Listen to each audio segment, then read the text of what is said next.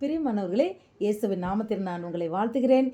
சங்கீதம் 50:14 வசனத்தின்படி, நீ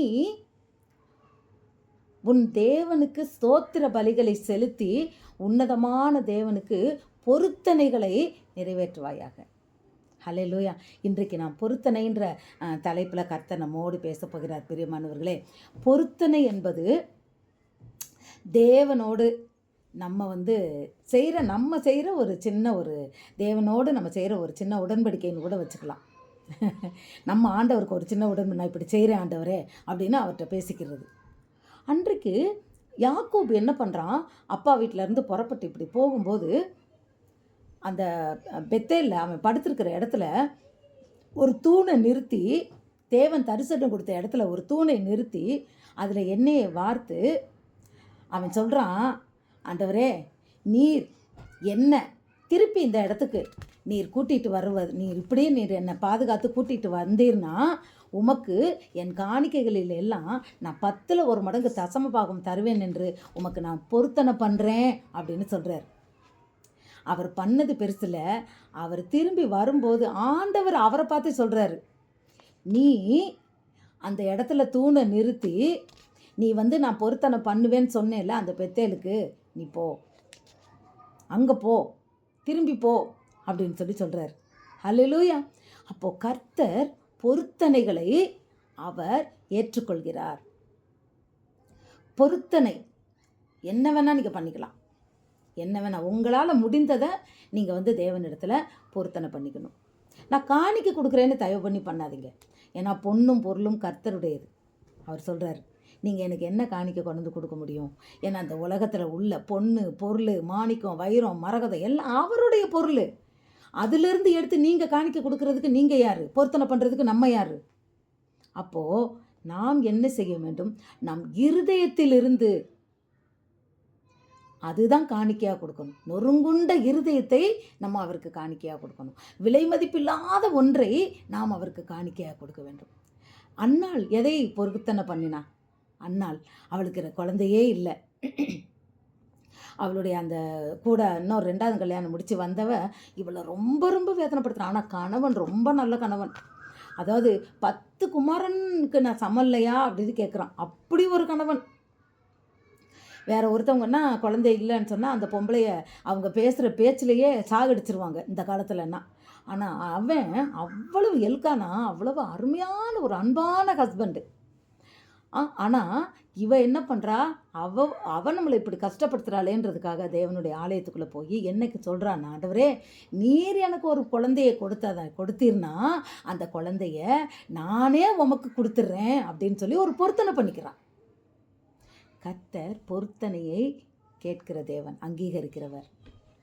அந்த பொருத்தனையின்படி அவர் என்ன பண்ணார், அவளுக்கு ஒரு குழந்தையை கொடுத்தாரு. அப்புறம் 5 குழந்தை, அவள் பொருத்தனையை நிறைவேற்றினால் 5 குழந்தை கொடுத்தாரு. இன்றைக்கி நீங்கள் கூட நிறைய பொருத்தனையை கொடுத்துருப்பாங்க. நீங்கள் கூட உங்கள் வாழ்க்கையில் நிறையா பொருத்தனை பண்ணியிருக்கீங்களா?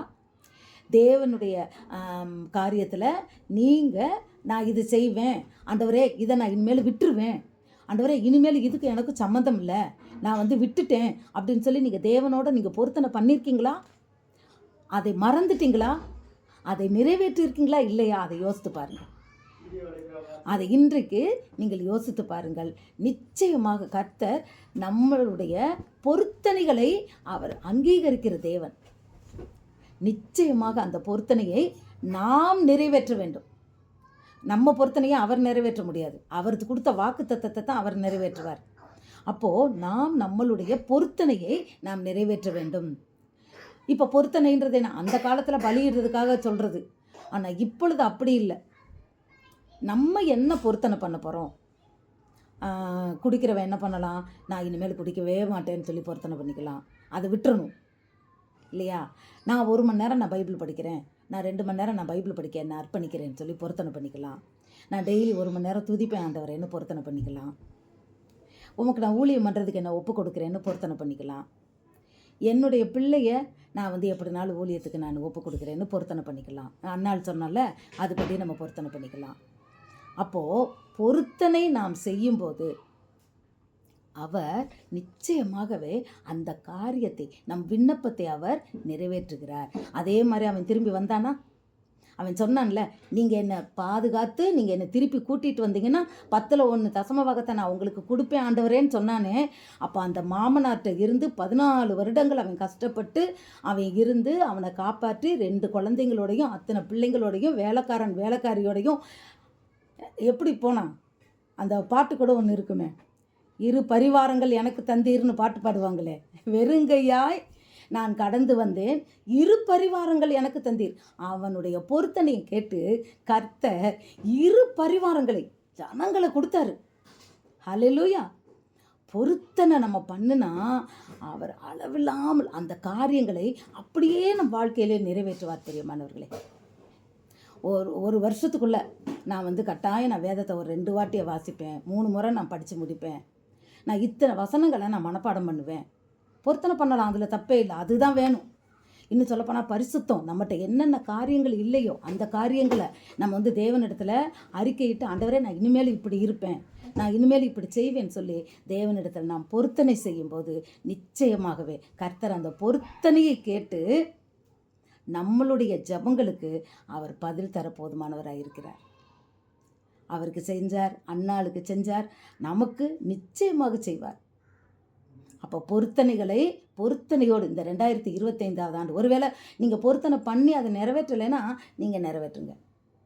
இனிமேல் நீங்கள் பண்ணணும்னு நினச்சிங்கன்னா தயவு பண்ணி பொருத்தனை பண்ணி ஜெபம் பண்ணுங்கள். அதுக்கு நிச்சயமாக பலன் உண்டு. இந்த வருஷம் நீங்கள் சொல்லுங்கள், நான் பொருத்தனை பண்ணி நான் ஒரு காரியத்துக்காக நான் ஜெபித்தேன், கர்த்தர் எனக்கு அதை அப்படியே எனக்கு நிறைவேற்றினார்னு நீங்கள் சாட்சி சொல்லுவீங்க. பொருத்தனைக்கு வல்லமை உண்டு. ஏன்னா நம்ம அதை கரெக்டாக நம்ம ஃபாலோ பண்ணணும், அந்த பொருத்தனையை நிறைவேற்றணும். நம்ம நிறைவேற்றலைன்னா அவர் ஜெபத்தை அதை நிறைவேற்ற மாட்டார். நம்மளால் என்ன முடியுதோ அந்த காரியத்தை நாம் தேவனிடத்தில் பொருத்தனையாக வைத்து அதை நாம் நிறைவேற்ற வேண்டும். இது தேவன் மேலே உள்ள அன்பில் தான் நம்ம செய்கிறது. உண்மையில் தேவன் மேலே அன்பாக இருக்கிறவங்க அது பண்ணுவாங்க. அந்த காலத்தில் நான் சின்ன குழந்தையாக இருக்கும்போது எங்கள் அம்மா என்னமோ என் கை நிறையா சில்லறையை கொண்டுட்டு போய் காணிக்க கொடுக்குறேன்னு நினைத்துக்கிட்டாங்களாம். அதெல்லாம் ஒன்றும் கிடையாது பிரியமானவர்களே.